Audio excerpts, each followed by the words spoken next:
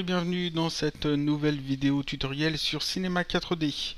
Aujourd'hui, réponse à des questions. Ça fait longtemps que j'avais pas fait une vidéo de réponse à des questions.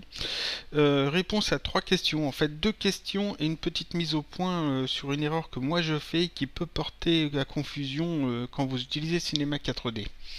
Et là c'est de ma faute. Donc je vais déjà commencer par cette petite mise au point. Souvent je fais une erreur. Parce que j'ai des habitudes d'anciens logiciels. Et puis cette erreur peut porter à confusion. Ici on a différents modes. Ici on a le mode polygone, le mode arête, le mode point, le mode axe d'objet. Et ici on a le mode modèle. Et quand j'utilise Cinema 4D dans les tutoriels, je dis souvent le mode objet et je clique ici. Et là c'est moi qui ai fait une erreur, c'est-à-dire que je dis le mode objet et je clique ici, alors que en fait ici ce n'est pas le mode objet, c'est le mode modèle. C'est assez important. Ici dans Cinema 4D 11.5, c'est pas très gênant parce que ici il n'y a qu'une seule icône. Donc quand vous me voyez cliquer sur cette icône et que je dis le mode objet, vous savez que je clique sur cette icône. Cette icône, c'est le mode modèle. Et je dis par erreur le mode objet. Ici en bas, on a une autre icône qui est en fait le véritable mode objet. Une icône que j'utilise quasiment jamais dans les tutoriels. Et ce mode est très différent, enfin non, il n'est pas différent, mais il y a une différence entre ce mode et ce mode. Là où ça peut poser problème, c'est que dans Cinema 4D 12, 13 et 14, je vais montrer Cinema 4D 13, voilà. Ici cette icône, qui est le mode modèle, si je clique et je reste cliqué dessus, on peut voir que dessus il y a deux icônes qui se superposent. Il y a le mode objet et le mode modèle. Et donc quand je dis mode objet et que je clique ici, je parle en fait du mode modèle. Je ne parle jamais du mode objet. La différence entre ces deux icônes, ces deux fonctions, c'est que le mode modèle sert pour la modélisation. Et le mode objet va servir pour l'animation. C'est pour ça qu'il y a une petite icône de pellicule vidéo. J'explique. Quand on va modéliser, on a besoin par exemple de réduire la taille d'un élément. On utilise ici le mode modèle et on utilise l'outil de mise à l'échelle et on va réduire notre élément. Par exemple, comme ça, je réduis mon... Je l'ai fait trop. Je réduis mon élément. Ici, je suis en mode modèle et je viens de faire une réduction ou au contraire une augmentation de la taille. Ça, c'est quand on modélise. Donc on modélise l'objet pour lui donner sa forme finale. Quand on va animer, si on veut animer la dimension d'un objet, c'est-à-dire qu'on veut que ce cube devienne plus petit en termes d'animation, au moment de l'animation, on ne va pas utiliser ce mode modèle, mais utiliser le mode objet. Et on va le faire comme ça, on va placer les clés en utilisant le mode objet. Et comme je fais l'erreur tout le temps de dire le mode objet alors qu'ici j'utilise le mode modèle, ça peut porter à confusion. Ce qu'il faut donc savoir, c'est que ici, cette icône, le mode modèle, sert quand on modélise, et le mode objet, ici, voilà, qui a cette icône, sert quand on anime, si on veut animer par exemple la rotation, le déplacement ou la mise à l'échelle d'un élément. Donc quand vous avez animé, que vous ne modélisez pas, vous animez, vous utilisez le mode objet, et quand vous modélisez, vous utilisez le mode modèle. Voilà, c'est juste une petite chose qu'il fallait que je dise, parce que comme je dis toujours le mode objet, je clique sur cette icône, ça peut porter à confusion. D'ailleurs, on m'a posé la question. Ça c'était la première question, première chose que je voulais répondre. Alors ensuite, il y a deux questions qui m'ont été posées. J'y ai répondu déjà en commentaire ou en message privé, mais comme les questions sont intéressantes, je le fais en vidéo, comme ça, pour que tout le monde soit au courant. Donc la première question qu'on m'a posée, c'est comment ajouter une photo en 2D dans un décor en 3D. C'est quelque chose qui est intéressant à faire parce qu'on peut faire des effets avec ça, des choses intéressantes. Ça évite peut-être de modéliser des décors. Ça permet d'ajouter en fait des personnages pris en photo dans des décors en 3D. Donc ce que je vais faire ici, je suis dans Cinema 4D 11.5. Tout ce que je vais dire sera valable sur les versions 12, 13 et 14. Je vais faire un petit décor très rapide. Alors je vais faire juste un seul infini. Je vais rajouter quelques cubes dessus. Ah, quelques cube, voilà. Je vais remettre ça bien comme il faut. Alors le cube, je vais en faire plusieurs. Juste histoire d'avoir un décor en 3D. Voilà, comme ça. C'est pas terrible, mais ça suffira pour ce que je veux faire. Faire ça comme ça. Donc là, j'ai un décor en 3D. Je vais ajouter un éclairage là-dessus, de la lumière. J'ai un éclairage tout fait. Voilà. Comme ça. Donc là, si je fais un rendu, j'obtiens ça. Ça, c'est un décor en 3D. Maintenant, imaginons que j'aimerais là-dedans ajouter un personnage qui est sur une photo, par exemple, ou sur un dessin. Ici, je vais prendre sur un dessin, parce que j'ai déjà préparé le truc. Je vais prendre ce personnage d'animé là, que j'avais déjà utilisé pour répondre à la personne qui m'a posé la question. Ce personnage-là, j'aimerais le mettre dans mon décor en 3D. Je ne veux pas le remodéliser. Ça pourrait être une photo, donc remodéliser, non, c'est pas intéressant. Je veux simplement le découper et le placer dans mon décor en 3D et que ça s'intègre bien dans le décor en 3D. Donc comment je vais faire ça? Eh bien, je vais simplement découper ce personnage, retirer le fond et le placer sur un plan. On va voir ça tout de suite. D'abord, je vais ouvrir Photoshop. Alors, j'utilise Photoshop, mais ça pourrait être GIMP, ça pourrait être n'importe quel autre logiciel de retouche photo. Ici, j'ai Photoshop, je charge mon image dedans. Et je vais juste découper ce personnage-là.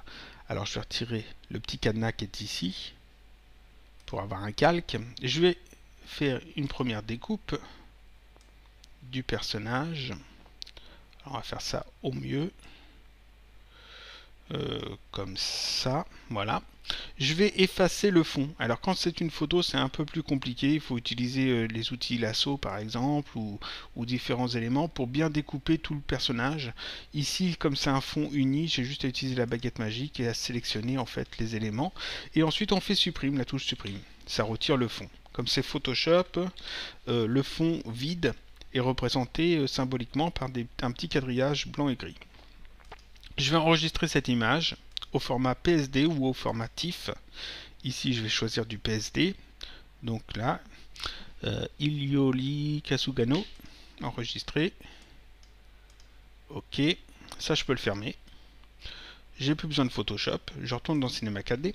Donc dans mon dossier, j'ai ici mon image que je vais plus utiliser. Et ici, j'ai l'image PSD qui correspond au personnage sans le fond. Je vais créer dans Cinema 4D un plan tout bête. Et je vais créer une nouvelle texture. Donc double-clic, une nouvelle texture. Je retire la spécularité et je vais dans couleur. Et dans couleur, je vais ici faire glisser mon image PSD qui correspond au personnage sans le fond. Donc ici le PSD, je le fais glisser ici. Si ça ne fonctionne pas quand vous le faites glisser, vous pouvez ici cliquer sur les trois petits points ici, puis faire parcourir et aller chercher le fichier. Hein. C'est pas un problème. Donc ici, Cinema 4D m'a chargé l'image. Et ici, on peut remarquer résolution et j'ai les dimensions de l'image. 182 par 518 dans mon cas. Je vais me servir de ces paramètres, de ces dimensions pour mettre à la bonne échelle le plan que j'ai ajouté. Donc je sélectionne le plan. Ici, je mets donc 182. Et ici, 518. Je peux aussi, segment de largeur et hauteur, mettre seulement 1 parce qu'il n'y aura aucune modification sur ce plan. Ça, je le ferme pour le moment. Et je fais glisser donc mon image sur le plan. Voilà, je vais mettre le plan à la verticale. Donc 90 degrés. 90 degrés. Voilà, 90 degrés. Je vais le mettre ça un peu plus petit. Alors, on va le déplacer. Comme ça. Je vais le mettre plus petit. Je vais le mettre au niveau du sol. Encore plus petit peut-être. Voilà. Donc au niveau du sol, je disais. Ah. Voilà. Et ensuite, ici, si je fais un rendu, si je fais un rendu comme ça, on peut remarquer que le fond n'est pas retiré. On a un fond blanc. J'ai bien le personnage 2D qui est intégré dans ma scène, mais le fond est blanc. Donc je rouvre ma texture. Je vais ici cocher le canal alpha. Je coche. Et ici, dans texture, la petite flèche, je clique dessus. Et je vais dans image bitmap. Image bitmap, vous aurez la liste de toutes les images bitmap que vous avez utilisées dans votre scène. et je sélectionne simplement celle qui correspond, donc ici c'est celle-là. Vous pouvez aussi faire reglisser dans ce champ ou de cliquer sur les petits points ici pour recharger votre image PSD, ça revient au même. Comme c'est le canal alpha, l'image est transformée en noir et blanc. Ici on peut voir un aperçu de l'image. Je vais peut-être essayer de la détacher. Ah non, je ne veux pas comme ça en fait, c'est vrai. Donc ici, on a un aperçu de l'image en noir et blanc. Le noir, comme c'est l'alpha, tout ce qui est noir ne sera pas affiché, tout ce qui est blanc est affiché. Vous pouvez l'inverser en cliquant ici sur inverser si vous avez besoin. Mais là, c'est pas le cas, là c'est parfait. Vu que le PSD, il y a un fond vide, Cinema 4D le remplace par du noir. Donc ça, je peux le fermer. Et là, on peut voir que le fond a simplement disparu. Si je fais mon rendu, j'ai le personnage en 2D qui est intégré dans le décor en 3D. Et on peut voir qu'ici qu'il y a des ombres. Donc c'est-à-dire que si je le mets devant le cube, par exemple, je rajoute une source de lumière devant le personnage, source de lumière pas trop forte avec des ombres, et que je fais un rendu, on peut voir qu'on a l'ombre en fait du personnage qui se projette effectivement sur le décor en 3D. Donc voilà, ça c'est une façon d'ajouter des personnages issus de photos par exemple dans un décor en 3D. Ce qui peut être très pratique pour faire des décors, des personnages sur le fond, ou si vous voulez ajouter des arbres ou des choses comme ça. C'est une méthode qui est très efficace. Donc ça c'était la deuxième question que je voulais répondre. Ensuite la troisième question, alors ça je ferme. La troisième question est un peu plus complexe. Voilà. On m'a demandé comment on pouvait faire pour arrêter le temps de la dynamique MoGraph seulement sur certains éléments. C'est-à-dire que j'ai fait un tutoriel il y a déjà un petit bout de temps où je montrais comment on pouvait arrêter le temps de la dynamique. C'était dans le tutoriel pour faire exploser une lettre seulement d'un texte. On voyait le texte, on voyait la lettre O qui explosait, le temps qui s'arrêtait, c'est-à-dire que tout s'arrêtait façon Matrix, la caméra bougeait et le temps reprenait ensuite son cours. Et quand on fait ça, en fait, on arrête toute la dynamique de la scène. Donc, comment faire pour arrêter la dynamique seulement sur un élément? On va voir ça de manière plus visuelle tout de suite. Je vais ajouter un plan dans ma scène et je vais ajouter deux objets cloners qui contiennent des petits cubes pour que ce soit beaucoup plus parlant. Voilà, ça avec un objet cloneur. Voilà. L'objet cloneur, je vais le mettre en mode répartition sur une grille. On va mettre 4 de côté, 100 cm de dimension, voilà. Voilà ce que j'obtiens. Je vais mettre ça à peu près ici. Je vais le dupliquer, cet objet cloneur. Je vais en faire un double ici. Donc ensuite, sur le plan, je vais ajouter un tag dynamique de collision. Alors comme je suis dans Cinema 4D 11.5, moi c'est corps rigide. Voilà. Sur les objets cloneurs, j'ajoute aussi le tag corps rigide pour ajouter de la dynamique. Et là, enfin, si je fais, je vais essayer 90, si je fais lecture, alors je vais faire ça, voilà. Si je fais lecture, on voit les petits cubes qui tombent et qui s'étalent en fait sur le blanc. Maintenant, imaginons que je veux faire un arrêt sur image à peu près ici, on va dire à 25. J'aimerais que cet objet cloneur s'arrête. On va les renommer les objets cloneurs. Celui-là, je vais l'appeler A. Et celui-là, je vais l'appeler B. Donc je veux que l'objet cloneur B, celui qui est sélectionné, il y ait un arrêt sur image. C'est-à-dire que le temps s'arrête. Que pendant quelques frames, ces cubes-là ne bougent plus. Mais je veux que l'objet cloneur A, lui, continue de bouger. Si je fais comme j'ai expliqué dans le tutoriel sur l'explosion sur une lettre plus arrêt sur image, en fait quand je vais arrêter le temps, toute la dynamique de la scène va s'arrêter. C'est-à-dire que les deux objets cloneurs vont être en arrêt sur image. Ce que je ne veux pas. Ici je veux vraiment qu'il n'y ait qu'un seul élément qui s'arrête. Donc ce que je vais faire, je vais prendre l'objet cloneur A et son animation, je vais la mettre en cache. L'animation qui est comme ça, elle ne sera plus tout à fait calculée en temps réel, elle sera mise en cache. C'est-à-dire que je le sélectionne, le cloneur A, clic droit, MoGraph, cache MoGraph, et ici je clique simplement sur conformer. cette petite icône ici qui ressemble à une petite puce informatique qui était orange à la base devient verte. Et ici, quand je fais lecture, j'ai effectivement mon animation normale et on voit que en fait tout se déroule bien. Les deux cloneurs tombent sur le sol, les petits cubes s'étalent. Maintenant, je vais faire mon arrêt sur image et on va voir ce que ça donne. Donc, j'ai dit à peu près à, on va dire à 18. Voilà, je vais faire mon arrêt sur image. Donc, je vais ici dans préférences du projet, dans mode dynamique, échelle de temps. Je fais un contrôle-clic à la frame 18. J'avance d'une frame, je vais mettre ici 0. Alors sur Cinema 4D 12, 13, 14, c'est pas 1 et 0, c'est 0 et 100%. Mais c'est pareil, hein, vous faites 100% pour faire la dynamique active et 0 pour faire la dynamique arrêtée. Donc je mets 0, contrôle-clic, j'avance un petit peu dans l'animation, on va dire jusqu'à 35. Je refais un contrôle-clic ici, j'avance d'une frame et je remets ça à 1. Et je refais un contrôle-clic. Et là, si je fais lecture, on voit que le temps s'arrête uniquement pour cet objet cloneur et pas pour l'objet cloneur A. On va voir ça tout de suite. Voilà, et le temps repart après. Alors pourquoi ça fait ça? Parce qu'en fait, l'objet cloneur qui est sélectionné, celui qui est A, il y a ici un tag cachemographe, et donc l'animation n'est pas calculée en temps réel. Cinema 4D ne calcule pas l'animation, il utilise l'animation qui a été mise dans le cache au moment où on a fait conformer. C'est-à-dire que ici, Cinema 4D se fiche complètement du fait qu'on ait arrêté le temps parce que ces petits cubes-là ne sont plus vraiment dynamiques, ils sont simplement lus depuis le cache. Donc c'est la méthode qui sert en fait à rendre certains éléments indépendant en fait de l'arrêt sur image.